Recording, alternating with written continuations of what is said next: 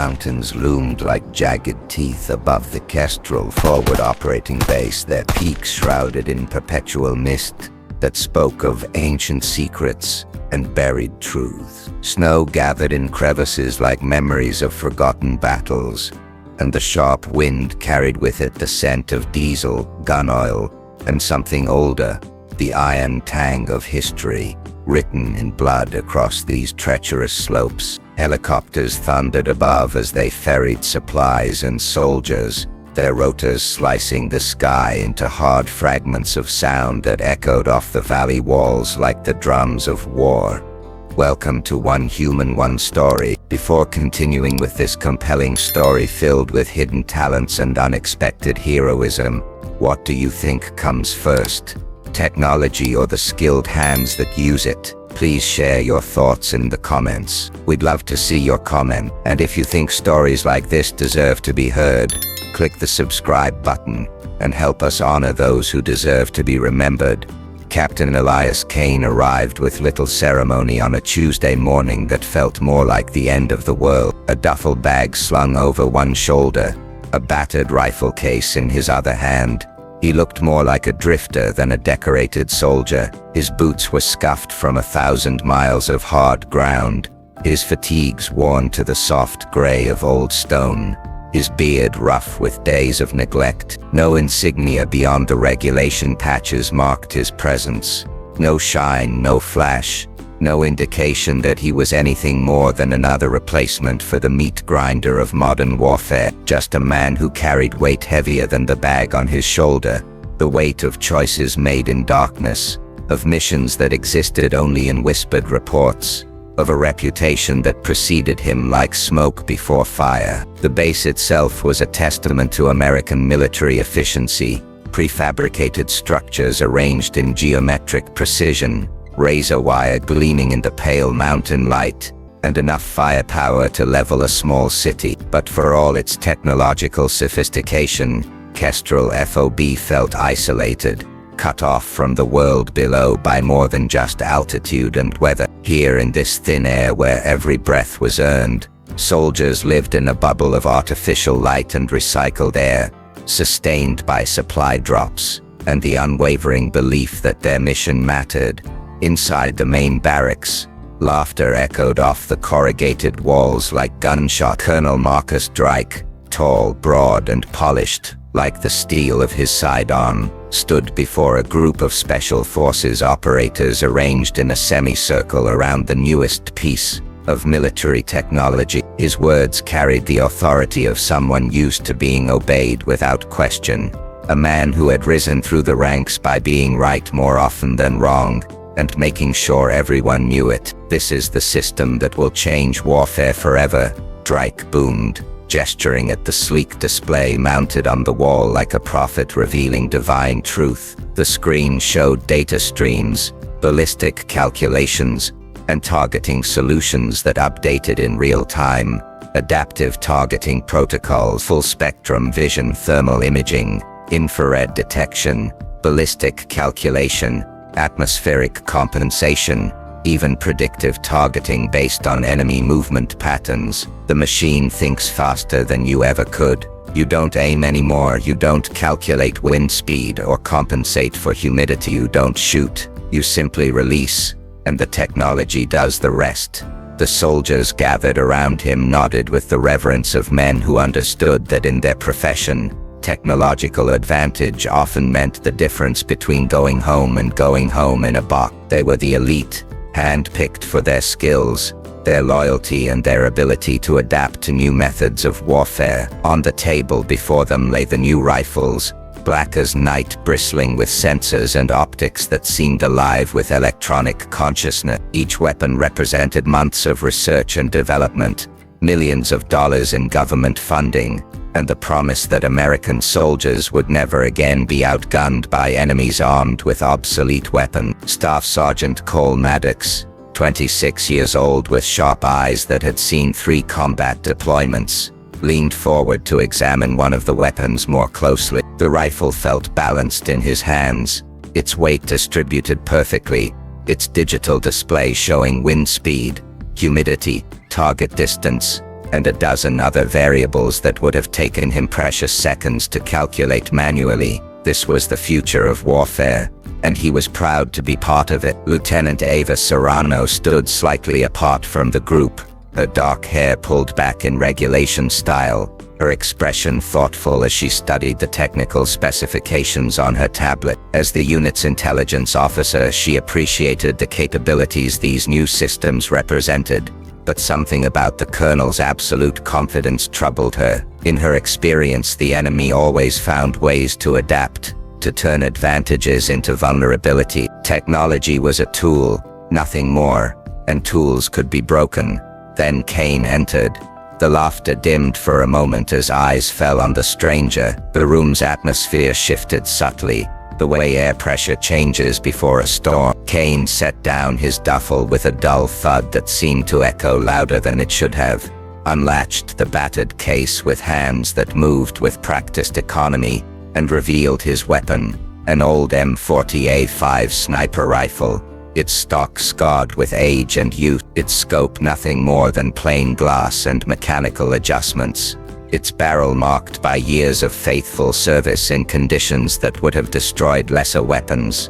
The rifle told a story in its scratches and worn finish. It spoke of missions in places that didn't exist on official maps, of targets eliminated with surgical precision, of a marksman who trusted his weapon because it had never let him down when lives hung in the balance. This wasn't a museum piece, or a nostalgic affectation. This was a working rifle in the hands of someone who knew exactly what it could do. For a heartbeat, silence filled the barracks like smoke.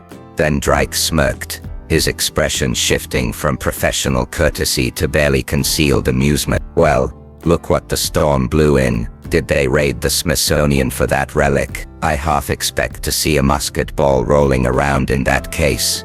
The room erupted in laughter, the tension breaking like a dam bursting. These were young soldiers, confident in their training and their equipment, and the sight of Kane's ancient rifle struck them as almost comical. In a world of laser detonators and computer-guided munitions, here was a man who looked like he belonged in a Civil War reenact. Sergeant Maddox, emboldened by the colonel's mockery and eager to impress his commanding officer, slapped a comrade on the shoulder and added with a grin, "Careful, Captain, dust it off too hard it might fall apart. Maybe we should set up a display case in the museum." More laughter rippled through the group. Someone made a joke about flintlocks, another about smoke signals. The new arrivals were always subjected to some good-natured ribbing, but there was an edge to this that went beyond normal haste. These men had been told they represented the cutting edge of military technology, and Kane's presence seemed to challenge that narrative in ways that made them uncomfortable. Kane said nothing. He ran a cloth down the barrel with practiced ease, his movements as precise and methodical as a surgeon. He adjusted the scope with patient hands, checking the zero, testing the action, performing the maintenance rituals that had kept him alive through deployments that existed only in classified files. His expression betrayed nothing, no anger at the mockery, no shame at his apparent obsolescence, only the focused concentration of a professional tending to his tools. Only one person in the room didn't laugh. Lieutenant Serrano watched with a frown, her intelligence officer's instincts picking up details that the others missed. She noticed the way Kane's hands moved, steady, meticulous, reverent, like a man tuning an instrument he knew by heart, a virtuoso preparing for a performance that would demand perfection. She noticed too the tiny engraving near the stock, faded, but deliberate, worn smooth by years of handling, a star within a ring, surrounded by symbols that meant nothing to most people but spoke volumes to those who knew where to look. She had heard whispers of that mark in intelligence briefings, fragments of conversations quickly shut down, references to operations that officially never happened. Ravenwood, the Ghost, a sniper so skilled that his existence was more legend than fact, a man who could put a bullet through a keyhole at 1,000 meters in a crosswind, who had eliminated targets that conventional wisdom said were impossible to reach. Drake followed her gaze, and for a moment his smile faltered. He too recognized the marking, though he would never admit it publicly. In the shadowy world of special operations, there were names that were spoken only in whispers, accomplishments that could never be officially acknowledged. He had heard stories, impossible shots, missions that succeeded against all odds, a sniper who worked alone and left no trace except the bodies of his targets. But those were just stories, weren't they? Legends that grew in the telling, myths created to boost morale and intimidate enemy. The man before him looked like nothing more than another aging soldier clinging to obsolete methods, a relic of a simpler time, when wars were won by individual skill rather than technological superiority. The mission briefing unfolded on glowing screens that covered one wall of the command center. Red markers pulsed across the digital map like infected wounds, highlighting the valley below where intelligence indicated a massive insurgent buildup. Satellite imagery showed movement patterns, heat signatures, and supply routes that painted a picture of an enemy force far more organized and better equipped than their previous encounter. The insurgent forces were mobilizing under cover of the approaching storm system, led by unseen hands that seemed to anticipate every American move. Their weapons were advanced far beyond what intelligence reports suggested local forces should possess. Someone had supplied them with equipment that rivaled what the Americans carried, someone with access to military-grade hardware, and the knowledge of how to use it effectively. "We'll move in from the South Ridge at 0400, Drake declared, his voice like a hammer on steel as he outlined the battle plan. His pointer traced the proposed route on the tactical display, highlighting approach vectors and overwatch position. "Our new targeting systems will give us a 1,500-meter advantage over anything they can field. They'll never see us coming, and by the time they realize we're there, it'll be too late." The plan was elegant in its simplicity. Use technological superiority to engage the enemy at maximum range, eliminate key targets, and disrupt their command structure before they could mount an effective response. The new rifles would make it possible to engage targets at distances that would have been impossible with older systems, while the integrated communications would allow for coordinated fire that could devastate enemy positions in minutes. Kane's voice, low and steady, cut across the room like a blade through silk. "The ridge to the north has cleaner sight lines. Wind patterns run west to east through that valley. I've seen it before. From the south you'll be fighting crosswinds and thermal updraft. More importantly, you'll be blind once the storm rolls in. That weather system will bring electromagnetic interference that will play hell with your electronics." The room fell silent. Kane's words carried the weight of experience, the certainty of someone who had learned terrain reading not from manuals but from staying alive in places where a wrong guess meant death. He had studied the approaches during his arrival, noting wind patterns, elevation changes, and the way weather moved through the mountain passes. It was an old habit, one that had served him well in places where maps were wrong and intelligence was worse. Drake's eyes narrowed, his jaw tightening with the barely controlled irritation of a commander who didn't appreciate having his tactics questioned, especially by someone he considered a relic. "I didn't ask for your input, Captain. This mission has been planned by people with access to the latest intelligence, weather prediction models, and tactical analysis. Your experience is noted, but we're not fighting the last war here." Kane met his gaze without flinching, his expression neutral but his eyes holding depths that spoke of things seen and done in darkness. "You don't need to ask for input, Colonel. The terrain will answer for itself, regardless of what your computers tell you." An uncomfortable silence followed, thick with tension and unspoken challenges. The other soldiers shifted uneasily, caught between loyalty to their commanding officer and the nagging sense that Kane might know something they didn't. This wasn't just a disagreement about tactics, it was a clash between two philosophies of warfare, between faith in technology and trust in human instinct. Maddox muttered under his breath, loud enough for others to hear, "Old man thinks he's a weatherman, probably reads tea leaves and chicken bones too." The comment drew nervous chuckles from some of the younger soldiers, eager to break the tension and demonstrate their allegiance to the colonel's vision. But Serrano leaned forward, her intelligence training overriding social consideration. She had studied the meteorological data and recognized the validity of Kane's concerns. He's right about the wind patterns. The valley acts like a funnel, amplifying crosswinds and creating unpredictable thermals. Our scopes can compensate for standard atmospheric conditions, but only partially. A major storm system could disrupt. Drake raised a hand, cutting her off with the authority of rank and the impatience of a man who had made his decision and didn't want to hear alternatives. We follow the plan as briefed. The technology is flawless. These systems have been tested in every conceivable environment. We're not going to second-guess millions of dollars in research and development because of weather folklore. Kane simply inclined his head, a gesture that could have been interpreted as acceptance or acknowledgement, though his expression remained unreadable. But when the briefing ended and the soldiers dispersed to prepare their equipment, he lingered by them. He traced the northern ridge with his finger, eyes narrowing as if he could already see the battle unfold, already hear the shots that would need to be taken when the perfect plan encountered imperfect reality. Serrano approached him as the room emptied, her curiosity overriding military protocol. "You've been here before," she said. It wasn't a question. Kane's eyes never left the map. Different war, same mountains, same mistakes. What happened? For a long moment Kane was silent. Then, good soldiers died because someone trusted machines more than technology. Failed when they needed it most.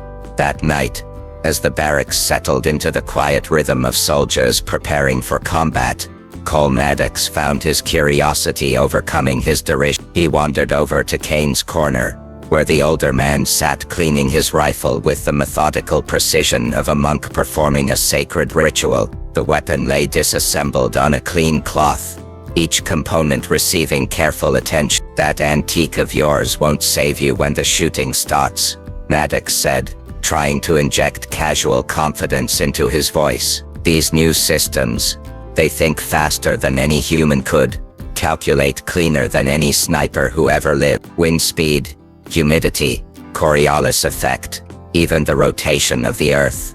It's all factored in automatically. You point and click and the target dies. You're obsolete, old man." Kane's hands moved silently across his weapon, checking the chamber, examining the bolt face, sliding cartridges into the magazine one by one. Each movement was precise, economical, the result of thousands of hours of practice. Finally, without looking up from his work, he said, "Sometimes, Cole, there's no substitute for a man who can think for himself. Machines are only as good as the men who program them, and programmers don't usually get shot at while they're working." Maddox snorted, but found he had nothing to say to that. The old man's certainty was unsettling, like talking to someone who knew a secret that everyone else had forgotten. In the shadows across the barracks, Serrano watched Kane with quiet intrigue. She had spent the evening researching what she could find about him, but his service record was heavily redacted. The gaps told their own story. Missions that didn't exist. Deployments to places that weren't on any map. A career spent in the shadows where legends were born and heroes died unacknowledged. She had heard stories about Ravenwood, whispered conversations in intelligence circles about impossible shots and miraculous saves, about a sniper who was less man than myth, a ghost who appeared when the situation was most desperate and disappeared when the job was done, leaving behind only the silence of eliminated threats and the awe of those lucky enough to witness his work. Dawn broke cold and gray over the mountains, the kind of morning that felt more like an ending than a beginning. The storm system Kane had warned about was visible on the horizon, a wall of darkness, advancing across the peaks like an army of shadows. But the mission would proceed as planned. Drake had made that clear in his final briefing. The unit deployed across the southern ridge as ordered, their advanced rifles humming with electronic light. Scopes flickered to life, displaying a heads-up array of data that would have seemed like magic to soldiers from an earlier generation. Wind speed, humidity, temperature, barometric pressure, target range, all calculated and displayed in real time. The weapons themselves seemed eager for action, their targeting computers locked onto potential threats across the valley. For the first hour, everything seemed flawless. The soldiers moved through their positions with textbook precision, establishing overlapping fields of fire and confirming communications links. The enemy forces below appeared unaware of the threat gathering above them, continuing their preparations for whatever operation they had planned. Maddox settled into his position, his new rifle tracking smoothly as he scanned for targets. The scope's display showed multiple contacts in the valley below, insurgents moving supplies, establishing positions, preparing for what looked like a major offense. Through his earpiece, he could hear the quiet chatter of his teammates as they reported their positions and confirmed readiness. Then the storm came. It rolled over the valley like a living wall of darkness, snow, wind, and something else that turned the air itself into an enemy. The temperature dropped 20 degrees in as many minutes, and the wind began to howl through the rocks with a voice like dying souls. But worse than the physical effects was what happened to their equipment. Suddenly, the screens went dark. The heads-up displays that had seemed so reliable flickered and died. Communications dissolved into static and electronic screaming. Targeting computers that had promised perfection now showed only error messages and system failures. "What the heck?" Maddox whispered, panic edging his voice. As he stared at his rifle's blank display, the weapon that had seemed so sophisticated now felt like dead weight in his hands, its electronic brain as useless as a rock. "System malfunction," someone else whispered over the failing comms, though the question sounded more like a prayer. "Not malfunction," Kane muttered to himself, though he was already gone, having slipped away from his assigned position the moment the first snowflake fell. Someone knew exactly what frequencies to jam. Across the ridge, Drake cursed into his dead communication system, his carefully planned operation dissolving into chaos. As sophisticated became worthless, and training became meaningless. Without the technological crutches they had learned to depend on, fallback protocol, he barked. But his words vanished in the howling wind and electronic static that filled the airwaves like the screaming of demons. The soldiers shifted uneasily in their positions, disoriented and increasingly frightened as they realized that their weapons, their miracle technology, had been reduced to expensive club. Years of training had taught them to trust the machines, to rely on electronic assistance for everything from navigation to target acquisition. Without those systems, they felt blind and helpless, children lost in a world that had suddenly become incomprehensible. And Kane was gone. While they scrambled to understand what had happened to their equipment, Kane had slipped north through the rocks, climbing toward the ridge he had identified during the briefing. He moved with the patience of stone and the purpose of flowing water, his boots finding holds where none seemed possible, his ancient rifle slung across his back like a part of him that had never been separate. The climb was treacherous, made more dangerous by the worsening weather and the knowledge that enemy forces below might spot him at any moment. But Kane had made similar climbs in worse conditions, in places where discovery meant not just mission failure but torture and death. He moved with the economy of motion that comes from a lifetime of moving quietly through hostile territory. Each step calculated, each breath measured.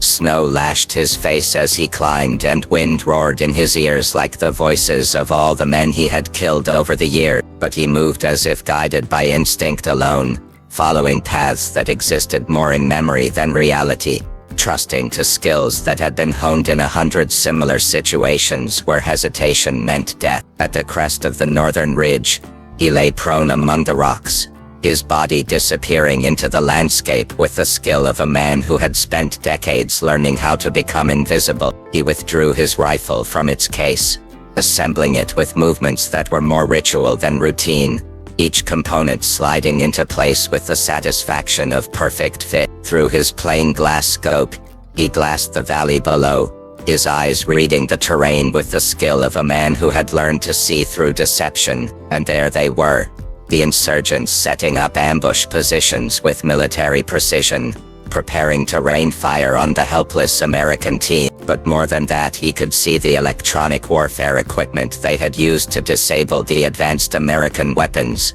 Sophisticated gear that should have been beyond the reach of local insurgents. Someone had supplied them, someone with access to American military specifications, and the knowledge of exactly how to exploit the weaknesses in systems that were supposed to be invulnerable. Kane steadied his breathing, feeling his heart rate slow as he entered the zone that separated professional snipers from everyone else. The storm howled around him, but in his mind there was perfect silence. This was what he had been born to do, what all his training and experience had prepared him for, not the glory or the recognition, but the moment when everything came down to one man, one rifle, and the skill to make an impossible shot when lives hung in the balance.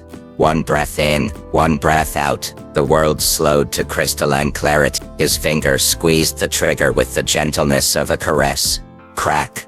The sound was swallowed by the storm, but 1,000 meters away, a man dropped in the snow, his rifle tumbling from nerveless hands. The insurgent commander, the one coordinating the ambush, eliminated with surgical precision. Another breath, another calculation, another shot. The second target fell, and then the third. Kane worked his way through the enemy positions with methodical efficiency, each shot placed with the precision of a surgeon's scalpel. He wasn't killing randomly. He was dismantling the command structure, eliminating key personnel, turning a coordinated attack into a chaos of confusion and fear. 8 shots in total. 8 men fell in the snow, each one a critical link in the chain of command that had been prepared to slaughter the American team. The insurgent line buckled as officers disappeared and communications broke down. Confusion spread like fire through dry grass. The carefully planned ambush dissolved into panic and retreat. Far to the south, Drake's team watched through blurred optics as the enemy forces crumbled before their eyes. Someone whispered, "Who the hell is doing that?" Drake raised his own scope, squinting through the snow and static that filled his electronic systems. On the northern ridge, barely visible through the storm, a solitary figure stood against the wind, rifle smoking in the cold air. Captain Elias Kane, the Ghost of Ravenwood. When the team regrouped at the base after the storm passed, Drake's fury was barely contained behind a mask of military discipline. His carefully planned operation had been saved by the very man he had dismissed as obsolete, and the bitter taste of that irony made his words sharp with anger. "You disobeyed direct orders," he snarled, his face flushed with embarrassment and rage. "You abandoned your assigned position and conducted an unauthorized reconnaissance. You compromised operational security." And Kane interrupted him by laying a small blackened device on the briefing table. The object hummed faintly with residual electronic energy, its military-grade casing scarred by combat use. "No," Colonel Kane said quietly, "I followed the mission." Serrano leaned closer, her intelligence training immediately recognizing the device for what it was. Her eyes widened as she processed the implications. "Signal jammer," she whispered, her voice filled with professional admiration and growing alarm. "Military grade, specifically tuned to our communication frequencies and targeting systems." Kane nodded grimly. They knew exactly what we were carrying, exactly what frequencies to jam, and exactly when we would be most vulnerable. This wasn't luck, Colonel. They weren't improvising. Someone gave them our technical specification. Drake's jaw tightened, his anger shifting from Kane to a larger, more disturbing possibility. "You're suggesting treason, that someone in our chain of command sold us out." Kane's gaze was hard and unyielding, carrying the weight of experience and the certainty of someone who had seen betrayal from the inside. "I'm not suggesting, Colonel. I'm confirming." From his duffel bag, Kane produced a sealed packet bearing the stamps and seals that marked it as containing the highest levels of classification. Serrano's hands trembled slightly as she opened it, her security clearance barely sufficient for what she was about to read. The orders inside were signed by generals whose names appeared on the news, authorized by officials, whose faces graced the covers of magazines. Her eyes widened as she absorbed the contents, her professional composure cracking as she realized the full scope of what Kane represented. Captain Kane is authorized to override mission command at his discretion, she read aloud, her voice barely above a whisper. His primary directive is to identify and neutralize security leaks within the operational chain of command. Secondary objectives include assessment of new weapon systems under combat conditions, and evaluation of personnel for potential security risks. The room fell silent except for the wind outside and the distant hum of generators that kept the base alive in this hostile environment. Maddox swallowed hard, realizing that everything he thought he knew about the mission about Kane had been wrong from the beginning. Drake's face drained of color as the implications sank in. This wasn't just about a single failed operation or a technological glitch. This was about systematic betrayal at levels that could compromise national security. Serrano looked at Kane with new understanding, pieces of a puzzle finally falling into place. "You're not just any sniper," she said, her voice filled with awe and fear in equal measure. "You're Ravenwood, the ghost. I thought you were a legend." Kane said nothing, but his silence was answer enough. The Ghost of Ravenwood was more than a legend. He was a weapon in human form, a tool of last resort for situations that couldn't be resolved through normal channel. He was the man they sent when everything else had failed, when the stakes were too high for conventional solutions. The investigation that followed Kane's revelation painted a picture darker than any battlefield, more complex than any tactical situation they had faced. The trail led through classified databases and encrypted communications, through financial records that had been scrubbed clean and transfer orders that made no sense until viewed as part of a larger pattern. Dr. Adrian Volkov had been more than just the designer of the new targeting system. He had been the architect of a conspiracy that reached into the highest levels of the military establishment. A brilliant man, who had used his position to orchestrate the sale of American military secrets to the highest bid.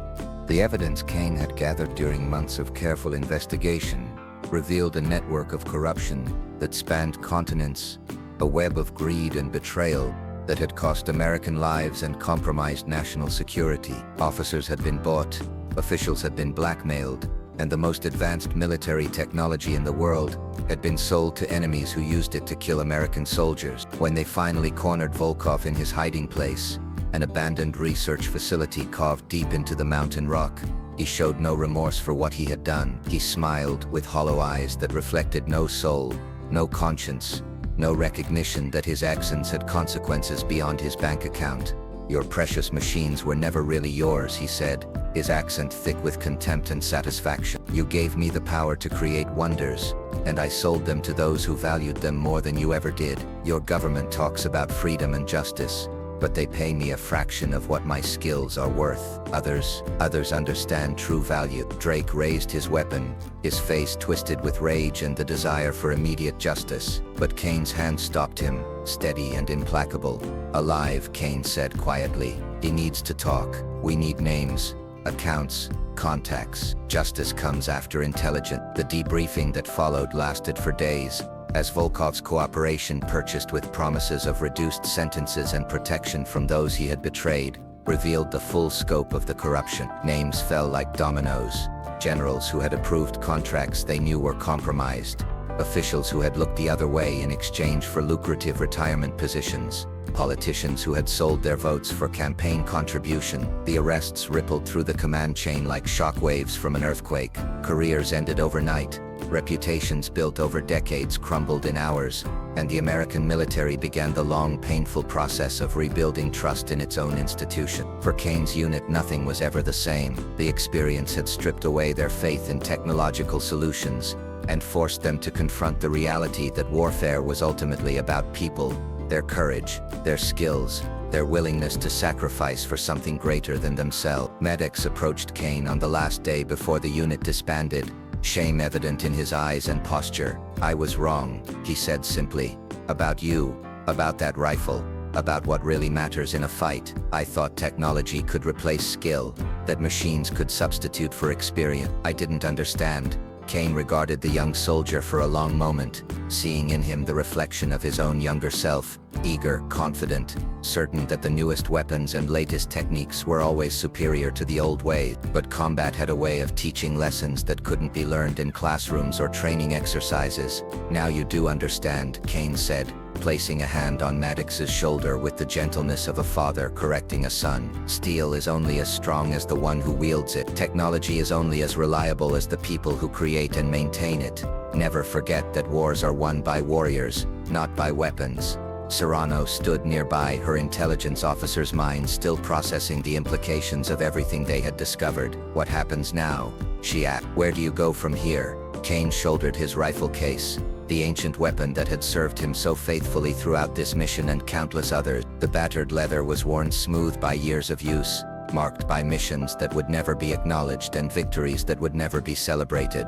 Now you learn to fight without the crutch, he said, his voice carrying the wisdom of hard-earned experience. Technology is a tool, nothing more and nothing less. It can enhance human capability, but it can never replace human judgment. Remember that lesson, and you'll survive whatever comes next. And with that he walked into the snow, his figure fading into the storm until he was nothing more than another shadow among the rocks. Some said he returned to Ravenwood, that mythical place where legends were trained and heroes were fought. Others believed he vanished forever, dissolved into the mist and memory like smoke from a dying fire.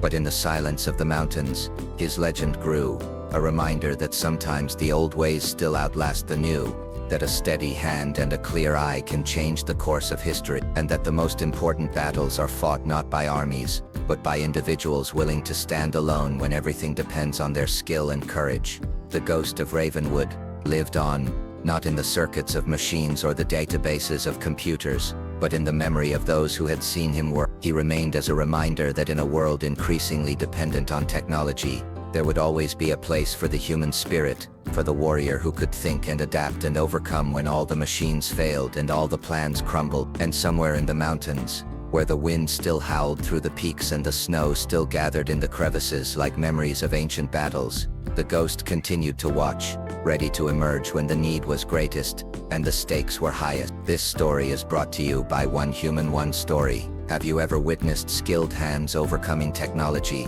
Have you seen the triumph of experience over innovation, of wisdom over mere information? Please share your thoughts in the comment. And if you think stories like this are worth listening to, don't forget to subscribe to our channel and like the video. Until next time, remember that behind every legend is a person who refused to give up when everyone else said it was impossible.